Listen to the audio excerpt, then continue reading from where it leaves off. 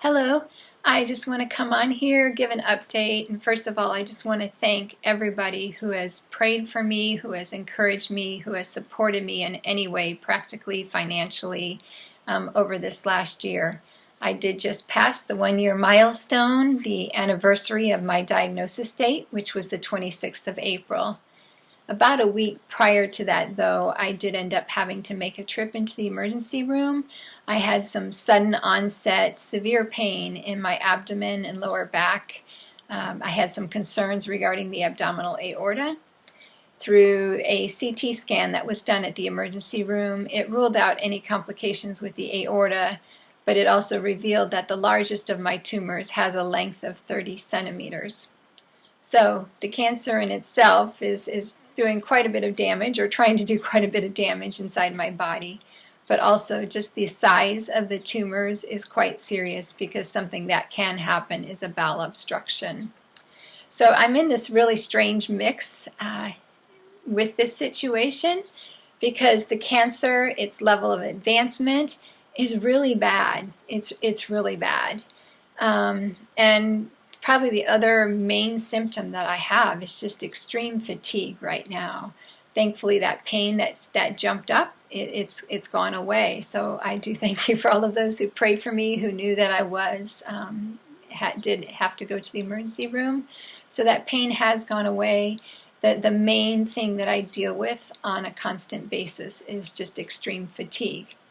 And so aside from that, and this really massive belly that I have, on the other hand, in many ways, I feel healthier than I have in years. I think I even look fairly healthy. And so it's this very odd mix. A thought that's come to me often in recent months is that it's not black and white. People who see me out in town may have no idea that I'm fighting this battle with stage 4 cancer. There's a lady who's a co-owner in a supplement store that I go into in Reading, who the first time I met her, she said, "Oh, when you walked in, I just thought, oh, there's somebody who's the picture of health." And then I told her what I was dealing with, and she was very shocked. And so it is this very strange mix of knowing that I'm dealing with an extremely serious case of advanced cancer, and yet at the same time have been through over the last year and making radical diet changes and things that I've been doing, I do actually in many ways feel healthier. So in December, I started implementing something called the Gerson Therapy. I had been searching ever since I've been diagnosed to do things, okay, what's the right thing to do to fight this cancer?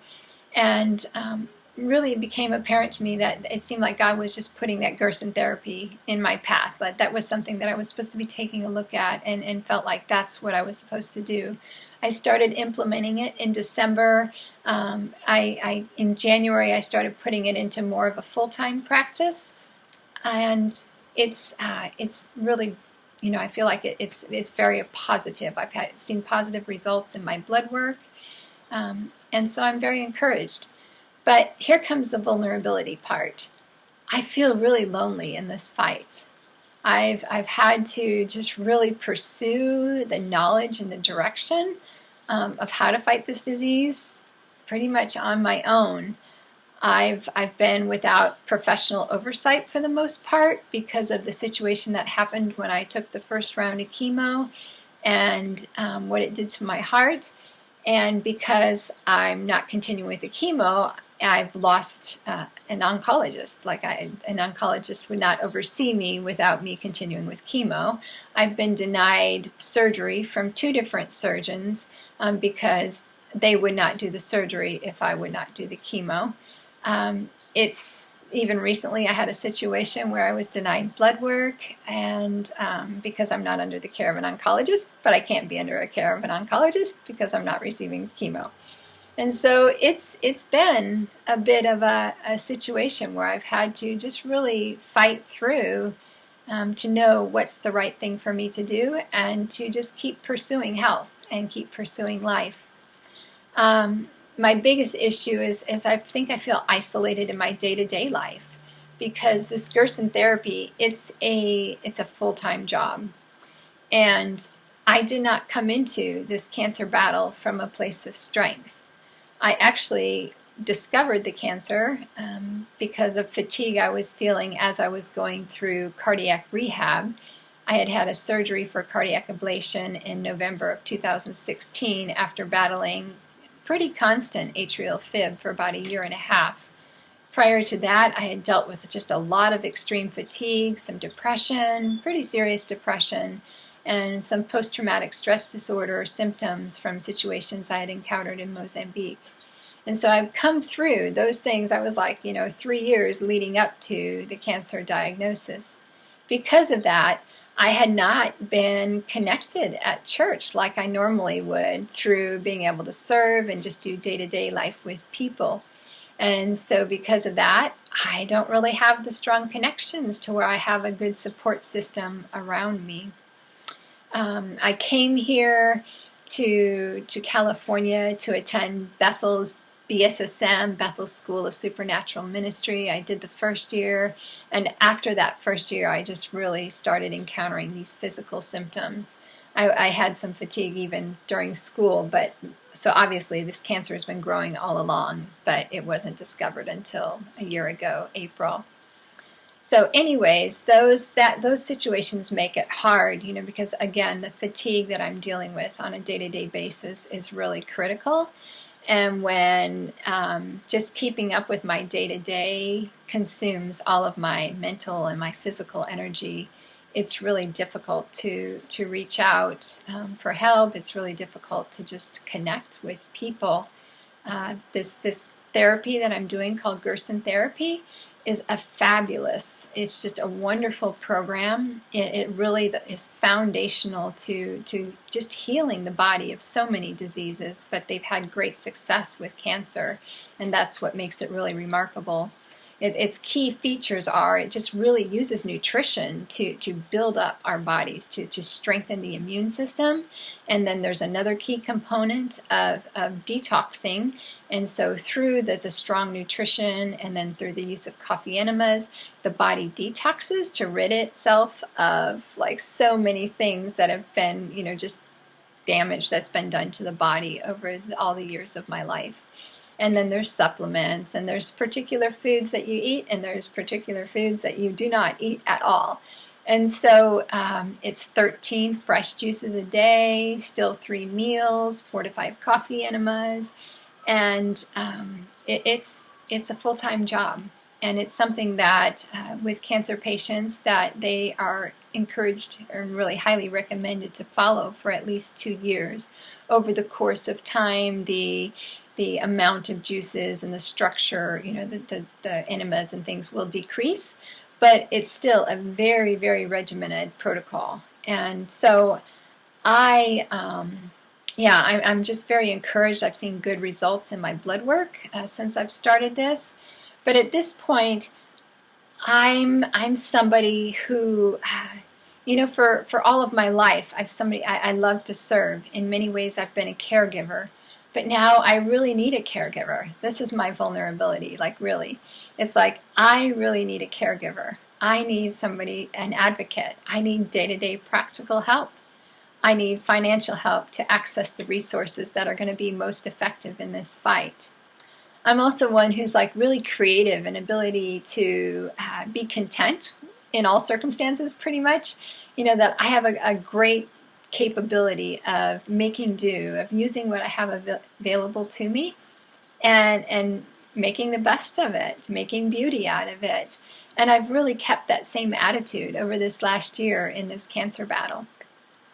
But at this point, for me to live, for me to really to beat this cancer that's super aggressively in my body, I need more. I need more than just what I can grab that's right here available to me. I really need what's best.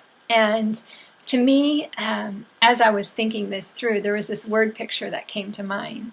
It's if you needed to cut down a tree, I suppose you could do it with a steak knife, but you would be really guaranteed of success or have more assurance of success if you had a chainsaw.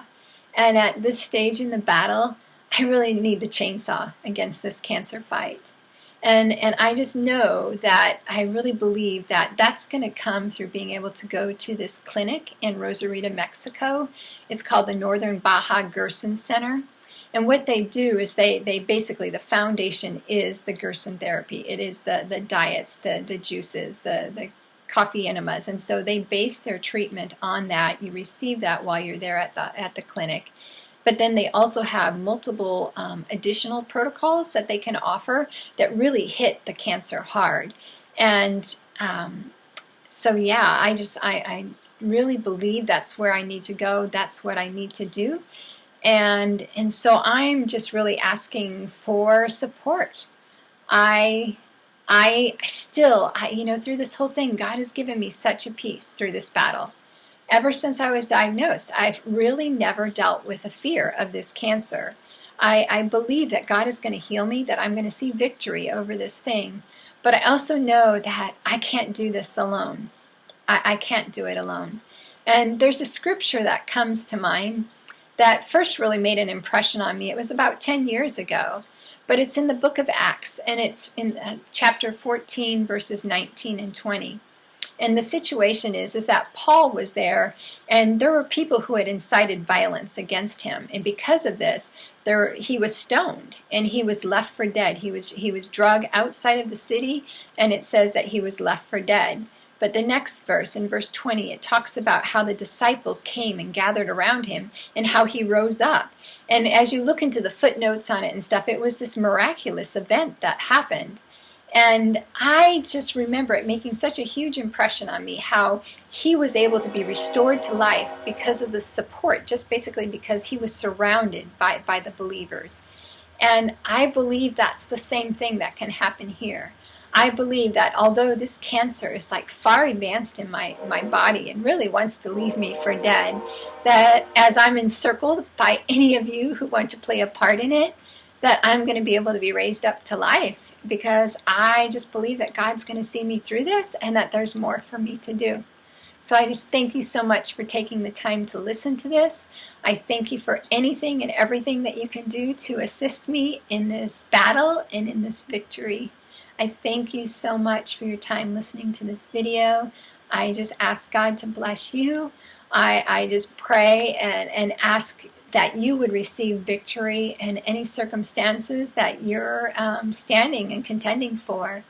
And I just look forward to being able to share my testimony and also to hear yours. Thanks again. God bless you. Bye-bye.